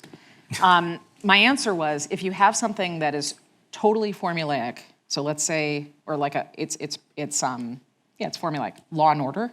Nothing against Law and Order, but... Yeah, but it's got a strict format, right? It has a strict format. There's a giant corpus. There's like 20 years worth of scripts, and the tone tends not... I mean, it follows a formula. The tone doesn't change, and they tend to pull from headlines. It's not a show that I watch, right? But so like, those are the elements that exist that, yes, you probably could use that and train a model to spit out scripts based on specific topics that are probably 80% of the way there, and then you'd have to do a write-through. So that's not great. But some of my favorite shows, and if you watch you would love this. Have you seen The Righteous Gemstones? Yes. Oh my God. Oh my God. It's like close to home. I'm from people like that. Yeah. It is like brilliant, and I know everybody loved Succession, this like final season of Succession, but this season of the third season of The Gemstones was like equally as good I think. You know. That's more provocative than anything you've said tonight. I think it probably is, but I'm also right on this one, I know it. Anyways, but there's no way that I can't talk about some of what's in there, but I also don't, I won't want to spoil it, but I also don't. There's kids in the room. Right. There's some stuff that happens in that season that I cannot imagine an AI system. That show, that script is so tight and it's so weird and it's so well written. I'm not sure how you, like mechanically, how you could train a model to have produced something like that. Yeah. So maybe the good news is I think sometimes once our expectations aren't met, so if we have this expectation that like AI is going to automate, blah, blah, blah, and then we realized, and if you play with it enough, ChatGPT, it may write fast, but it doesn't write well. So I think at some point this pendulum is going to swing in the other direction and everybody's going to be like, oh, great, it was a giant race to the bottom again. And now where are all the humans who are super creative and can do all the awesome work? Oh, shit, we fired everybody because we downsized, and now we actually need more people than we did before, and now we have yet another. So, like, save yourself the hassle. Don't fire everybody. Have some patience. Do some learning, have a beer. Are you, maybe I'm leaping or assuming something, but is AI going to create more jobs than it destroys? Well, I mean, yeah, and you kind of heard that. I mean, so again, I don't think it's a more, I don't know why we loved it. We need I guess these, we like the zero-sum game. Yeah, I know, thing, but it's like, we need to be more nuanced and be willing to sit with uncertainty. We're not good at that. We're not good at that. I have a very close friend who's a Zen Buddhist monk who I just saw like 2 weeks ago in Japan. His name is Taka. He was telling me about what the training is like. The first night, he shows up at the temple, The very first night, the priest who's above him leads him into a room, has him sit down next to a person who had just died. Mm-hmm. That was his first night. He just had to sit there all night long. Well, because that's part of their tradition. But it was to learn how to live with uncertainty and to confront, and to be at peace with that. And I don't know, that to me was so profound because I feel like as technology evolves, we have been mistakenly led to believe that we will increasingly get concrete answers about everything all the time. Right. And it's just not true. Mm-hmm. And the longer it takes for us to live with uncertainty and be okay with that without feeling anxious, the worse all of this is going to become because the pace of change is accelerating. Mm-hmm. What did you ask me? I know. I'm sorry. I don't know. Something. It doesn't matter. I'm still back with the monk and the dead person. So, it's about just the zero-sum game, and you were telling me to stop thinking that way, be more nuanced, be comfortable with uncertainty. It's going to stay weird for a long time. Yeah, this is hard to believe, but I have a background as a quant. I can't stay on a single track, but it's okay. Right. One more thing on entertainment before we move on. How is it going to change what we're seeing? You mentioned Succession and the gemstones. Are we moving to a place where my Succession is different than yours? Because it seems like personalization is coming in the data, and I wonder / worry that we're going to lose whatever vestiges we have of communal experiences of entertainment. I think that's already gone, though. Right? I mean, I think the percentage of people the percentage of Americans that even know what Succession is, if you think about it, is very small. Sure. Overwhelmingly, the majority of our communal viewing events are still sports related, even more so than news. We built some models. Oh my God, it was probably 10 or 11 years ago, where we were looking at synthetic voices and synthetic generated content. And the question was, is there a way to sort of create infinite versions of the same story such that they were relatable to you? And the answer was yes, which is now TikTok, right? So TikTok is you shouldn't have it on your phone, but it's an interesting example here. Wait, tell us why you shouldn't have it on your phone. We don't have time for this. Just, I can't. Just China? Is that it? China? Yeah, China. I mean, I'm not I lived in Japan. I lived in China. This is not a thing about, again, TikTok's parent company was partially responsible for the implementation of the social credit score. I would argue that we've already gone to war with China, but it's economic and technological, and for years we failed to recognize as a militaristic, economic, and diplomatic pacing threat, and now here we are. TikTok, through algorithmic decision-making, has already created hyper-personalized viewing, but in a communal way, which is why we see these which is why we're eating Tide Pods. You don't think that's an act of terrorism? I mean, I'm kind of being glib, but I'm also kind of serious. Right. There's also that. We're about to move to audience questions. I would be remiss, though, if I didn't bring up, I think, an industry that often here in Atlanta and Georgia is, when you talk about the future, their mind goes to this, which is EVs. Oh, yeah. Electric vehicles, cars. We have Rivian, we have, Scott will correct me, Hyundai. Batteries in particular are a big thing, but other types of EVs. What are your thoughts on that? And is that something that we should be invested in, or is it? Yeah, so it is, but again, this is where I would start, and I think if you start thinking through what's the longer term future of EVs, most of the time I hear autonomous driving, which, yes, in certain circumstances. Would you let a car drive you? I have. But would you for willingly? I mean, you probably did it to test. I don't know. I have a human driver. Your husband? No. Oh. Anyways, I think I would. Okay, we can skip that one. here's the opportunity that I see. So if you start looking at that broader ecosystem, again, where is their market opportunity? And I think it's in batteries. At some point, the unit economics of an electronic vehicle, given the rest of the industry and new pressure coming in from other economies, you have to figure out like, well, what's it going to take for the price to come down enough? And if you start modeling all of that out, the answer is reusable batteries. Yeah. And I think it starts with a C. What's the name of the town in Georgia? Scott Truby, are you here? I wrote it down somewhere. Commerce? Is it? It had a V in it. Covington. Yeah. No, wait, sorry, that's where the semiconductors are. Whatever.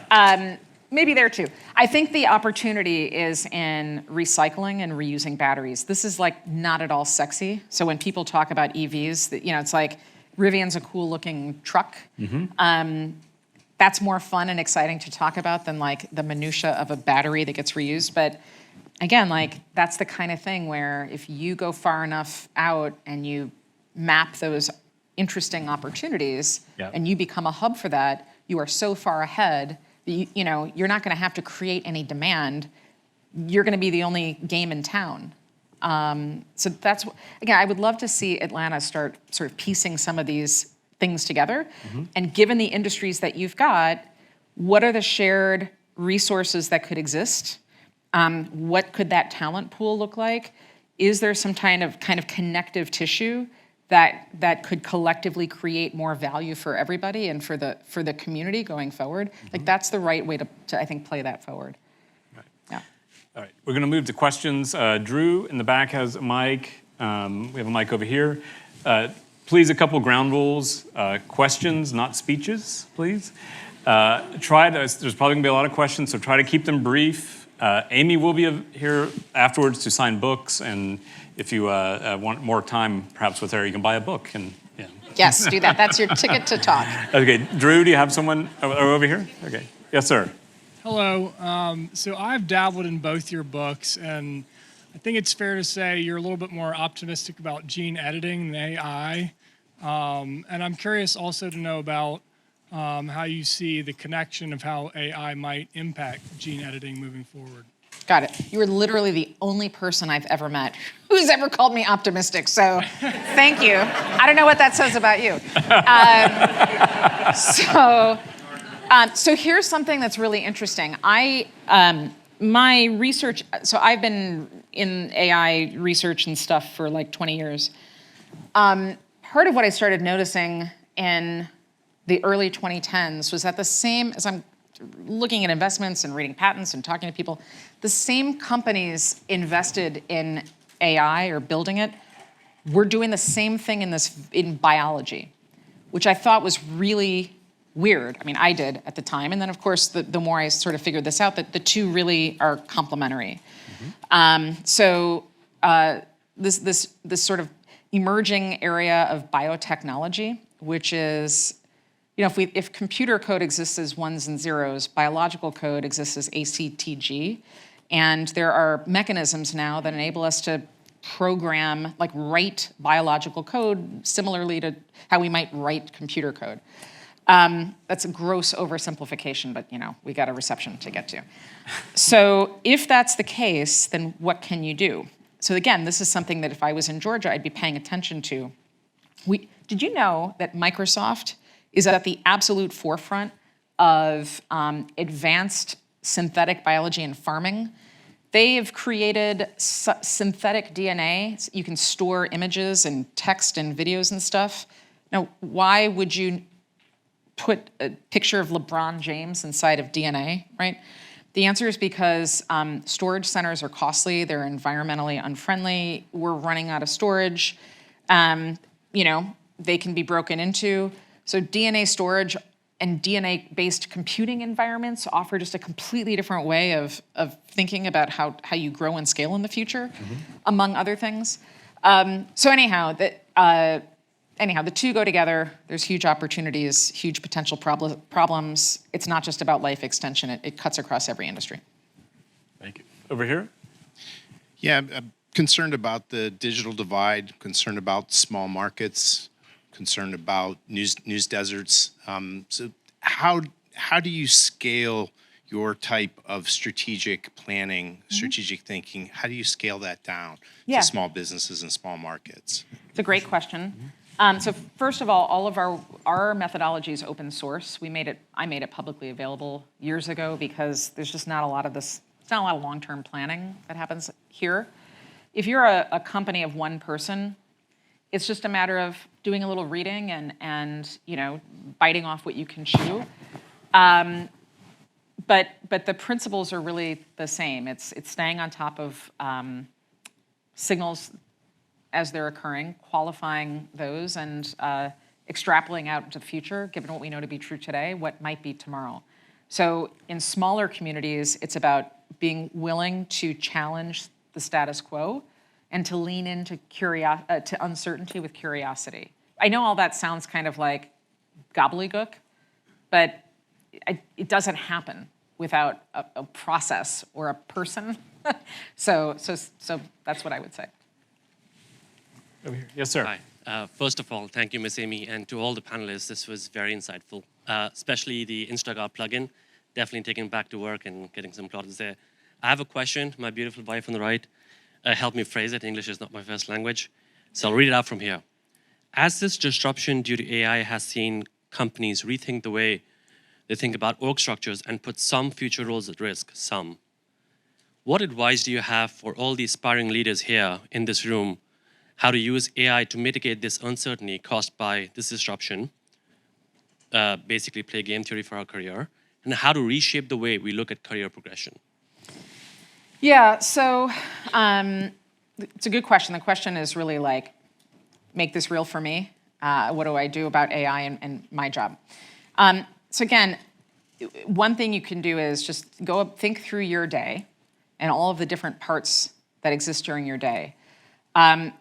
A good manager uses a system, some version of a system that's like do, delegate, plan, right? What can only I do? And then is it urgent or is it important? And then what can be delegated to somebody else? Urgent, important, right? And based on that decision tree, you know what only you must do and what else can be done by somebody else. So hopefully you're already doing some version of that. Now what I would do is that, but let's think about automation.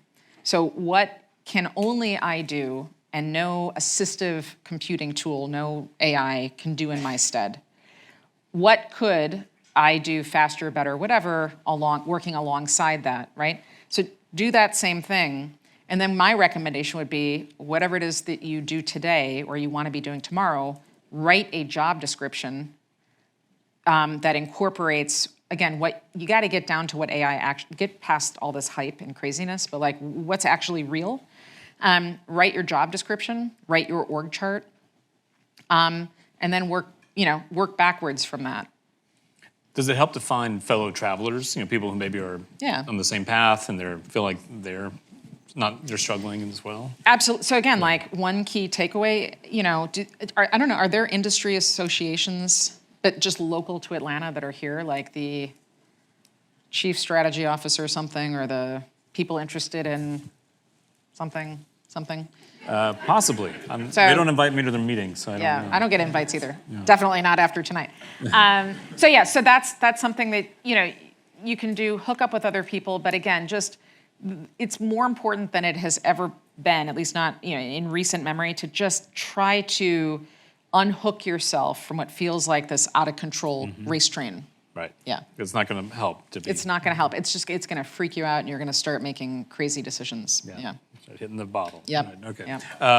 Back here, sir. Yeah.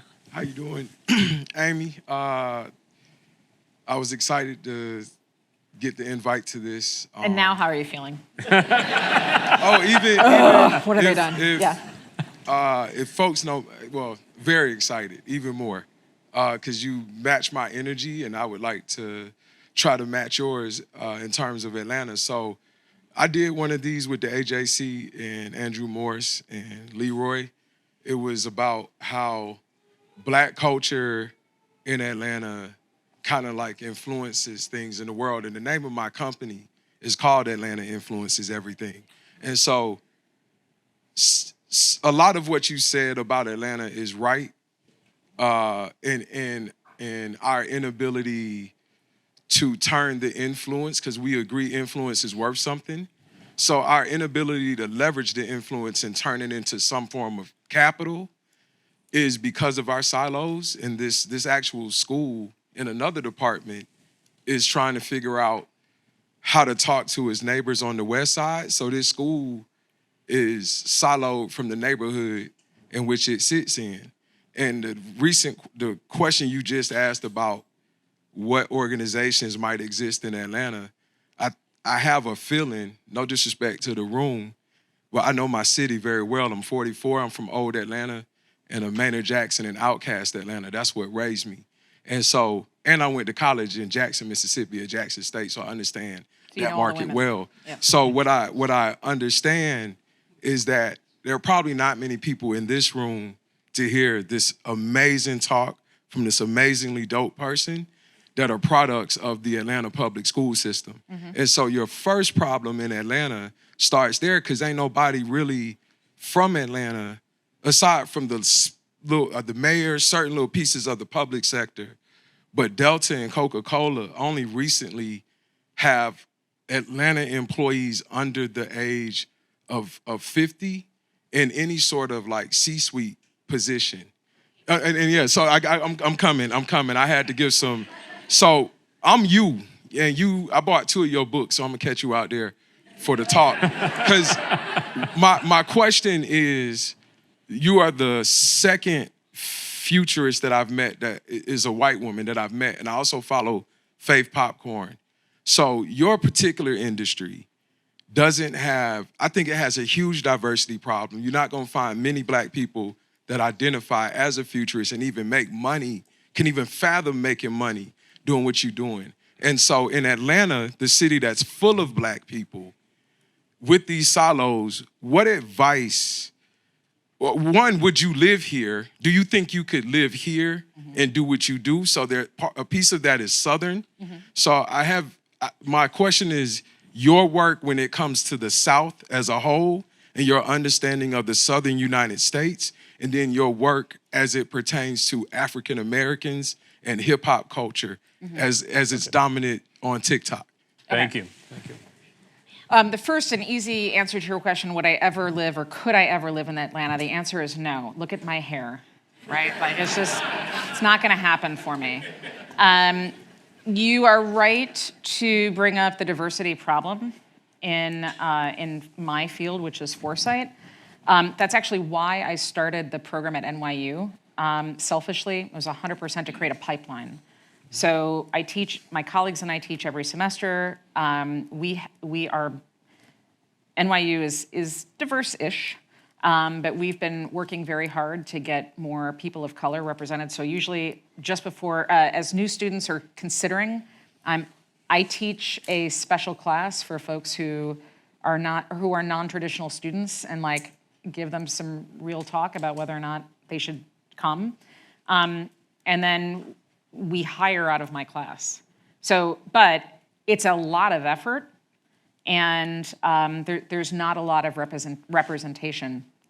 But that's true of like many industries and many fields. You wind up kind of being siloed. So again, what I would say for the future of this place is, right now, the future story of Atlanta is being written by a political issue that you're all well aware of. That has already happened, and once that, if whatever the next steps are with the current case, you know, that's gonna wind up being your legacy. I think, and that's gonna overshadow the great work that you're talking about, that other people have done, you know. So maybe now's the time to get together and decide that you're gonna write a different history of Atlanta that's not being dictated by a crazy thing that happened during an election once.